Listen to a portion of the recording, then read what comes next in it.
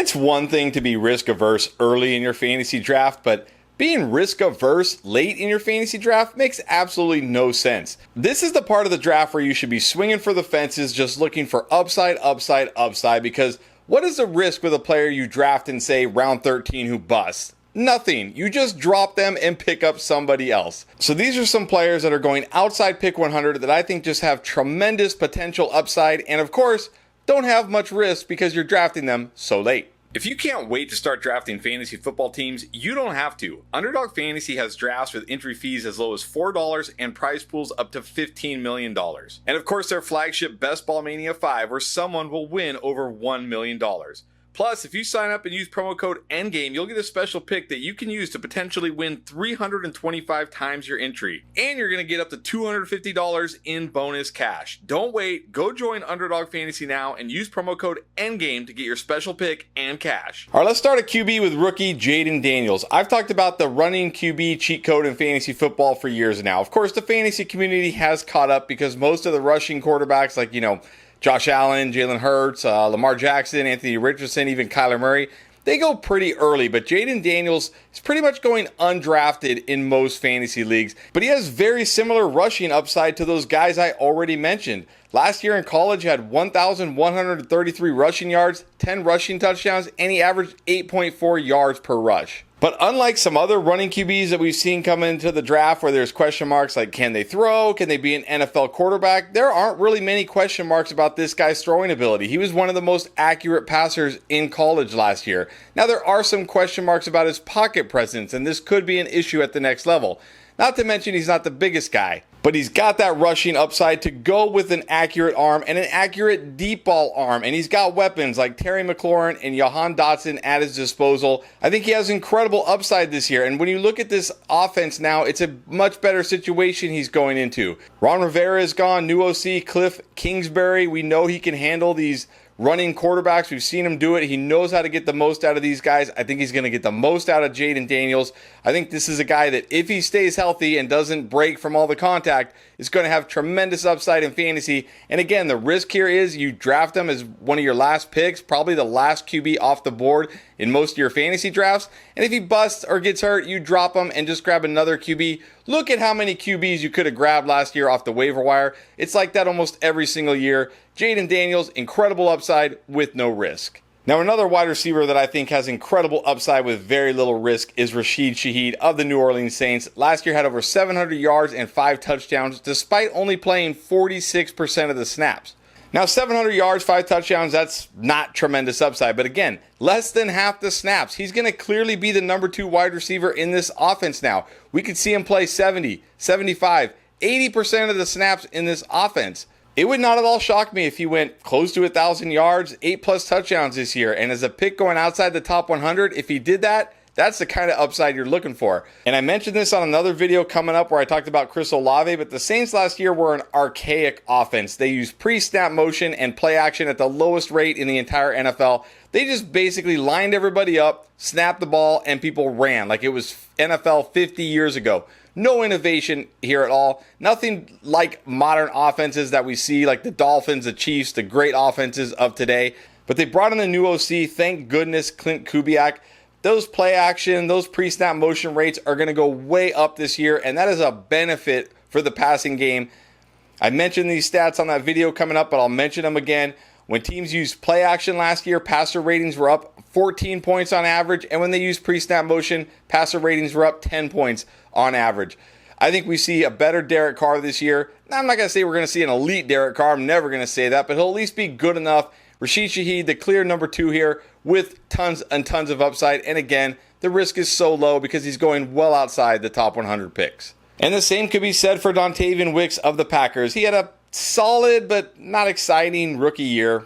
But I really think when you look at all the Packers wide receivers, he has just as much upside as any of them, but he's going much later than all the rest. And when you look at his reception perception here, we reference this a lot. He cleared 70% success rate versus both man and press coverage. Those are 2 very strong markers, very strong indicators that a player is going to have a very productive career, be a very good, productive wide receiver. And I know it's a small sample, but in the 3 games where he actually ran a route on at least 75% of Jordan Love's dropbacks last year, he had 6 or more targets in all 3 of those games. Now entering year 2, I think we see him make that leap. I think the Packers trust him more. We see Matt LaFleur trust him more. I think we see him get more involved here. And look, as much as I like Christian Watson, as much as I think Christian Watson is a great value in drafts right now, Christian Watson also could miss time because that's kind of what Christian Watson does.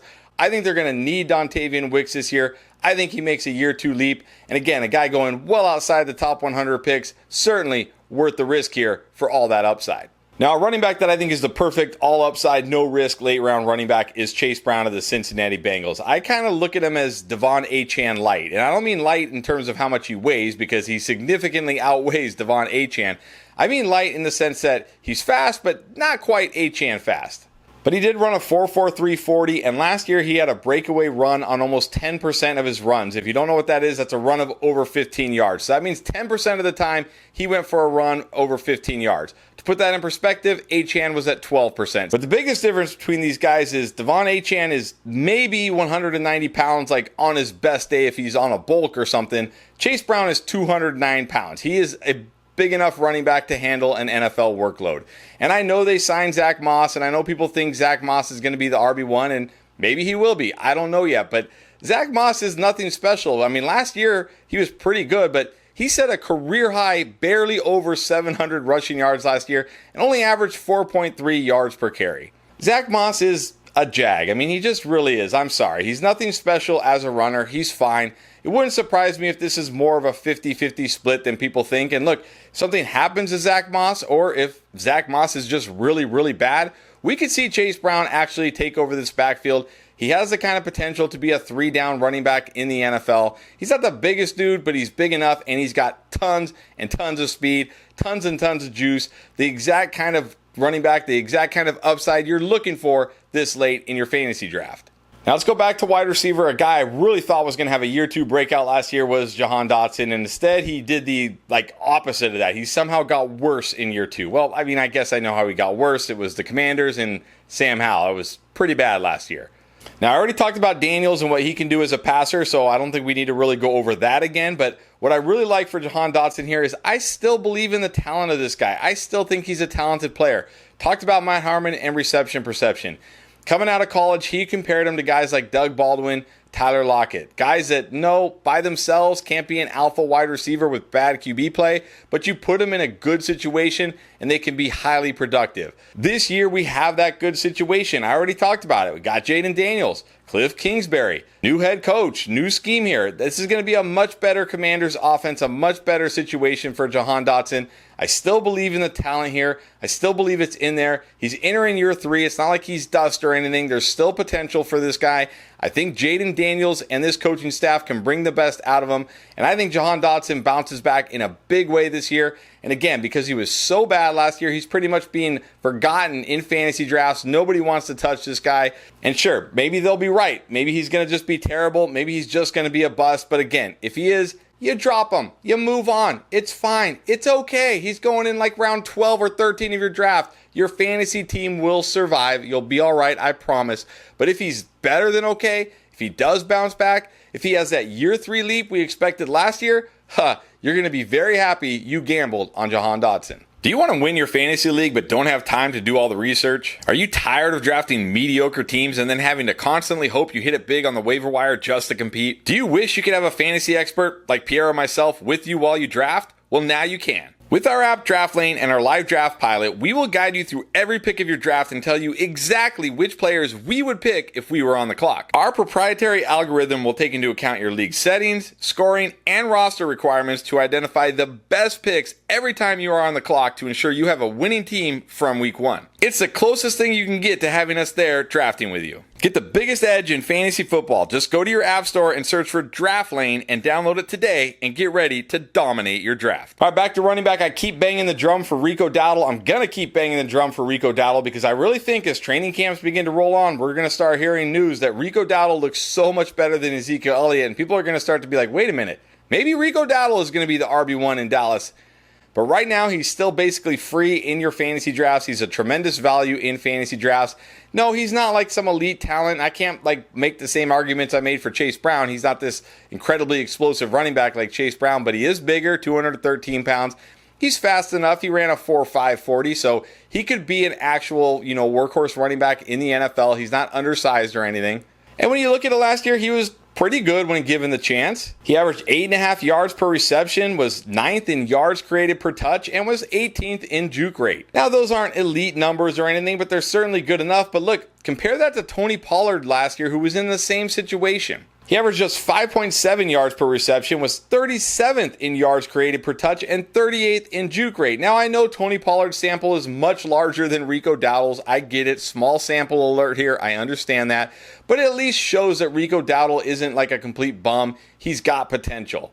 I really think there's a greater than 50% chance Rico Dowdle is Dallas's running back one, not Ezekiel Elliott. And look, last year, Tony Pollard, he only averaged 13.1 fantasy points per game, which was a complete bust for the second round. But if the running back you draft with your last pick is getting you 13.1 fantasy points on average with some spike games of like 20 fantasy points, that's the exact kind of upside you're looking for in the late rounds here. And again, the risk is if for some reason Dallas just says, no, we're going to make Zeke the guy, we don't care how bad he is, then fine. You either hold Rico Dowdle as a handcuff or you drop him and move on. Now, if you've been watching us all offseason, you may have caught our video where we were trying to identify this year's Puka Nacua. And what we did was we looked at 4, sleeper rookie wide receivers who could have way bigger years than people think. Now, there were 2 wide receivers I looked at that I thought could be this year's Puka, and that was Ladd McConkey, who's now with the Chargers, and Ricky Pearsall, who's now with the 49ers.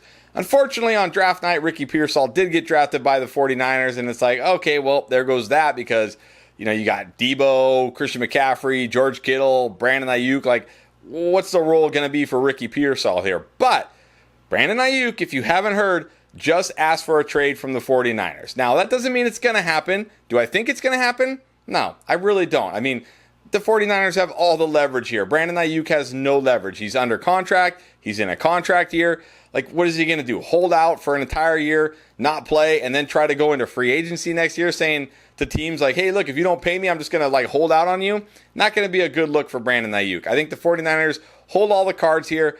I think he's going to be a 49er this year unless some team just gives the 49ers an incredible offer that they can't refuse, or if they just get to the point where they're like, hey, let's just move on from him. We're not having to deal with this next year with the franchise tag, but more than likely, I think he's a 49er this year. But it's still worth the risk to draft Ricky Pearsall basically in the last pick of your drafts if you're drafting, because if Brandon Ayuk does get moved, he truly could be this year's Puka Nacua. I identified him as one of the receivers that could be this year's Puka because he has a lot of similarities to Puka, like similar size, similar kind of players. And when you look at him again, on reception perception with Matt Harmon, his success rate versus zone was very, very close to Marvin Harrison Jr. And his success rate versus man was better than Malik Neighbors. This is a polished prospect who I think is ready to be an NFL impact player from day one. The issue is his production wasn't as big as those guys because he was stuck in Florida. I don't even know who the QB was in Florida. Terrible situation for him there in Florida. But the 49ers obviously saw something in him because they drafted him in the first round. Look, maybe the 49ers eventually say, you know what? We got Ricky Pearsall. We believe in Ricky Pearsall. Let's just trade Brandon Ayuk, get everything back for him we can, and just have Ricky Pearsall be that guy. And if he is, we know this is a great situation for him. He truly could be one of the most productive rookie wide receivers. And again, if they don't, if Brandon Ayuk is there week 1 and he's like, yeah, I'm going to play out my contract, it is what it is, fine. You drop Ricky Pearsall, you pick up somebody else, you'll live, you'll be fine. And then finally, I can't have an all upside, no risk video without talking about Chargers running back Kimani Vidal. I think by now everybody knows the Chargers are going to be one of the run heaviest offenses. We know what they want to do. Let's run the ball. They're going to have a low volume, conservative passing attack. And yes, I still believe Gus Edwards will be the RB1 in Los Angeles here. I think he'll be the guy that gets the touchdowns. He'll be the short yardage guy, but I think Kimani Vidal will be the number 2 running back, like the change of pace pass catching back. And look, he was very good in college last year. Had over 1,600 yards and 15 touchdowns. Also had over 200 receiving yards. And he graded as one of the best pass blocking backs in this class. So there's no worries like, oh, he won't be out there on third down because he's going to get Justin Herbert killed. Now, the downsides here are, of course, he played for Troy. So it's not like he was going up against, Power 5 defenses every week. And he did fall to the 6th round. The 6th round is not normally kind to players in the NFL, especially running backs. But look, ever since they drafted this guy, the Chargers have been talking him up. I'm going to gamble on that not just being smoke. I'm going to gamble on that the Chargers actually have a vision for this guy, a role for this guy. And look, if Gus Edwards struggles or Gus Edwards gets hurt, this is a guy who can step in and be a 3-down back. He was a 3-down back in college. And I'm not worried about J.K. Dobbins coming off Achilles, also coming off ACL. I mean, literally in 3 years, this guy is torn in the ACL, torn in the Achilles. Like, no, I'm good without J.K. Dobbins ever again in fantasy. Sorry, but it is what it is. I think Kimani Vidal is the late round Chargers running back you want, who's basically free in fantasy drafts, and at the very least can give you decent production even if Gus Edwards is the RB1, and has a chance to give you so much more if Gus Edwards isn't. So those are players you can draft late that have all upside and no risk. But who are some running backs we are avoiding in 2024 and we think you should too? Well, you can find out in this video right here.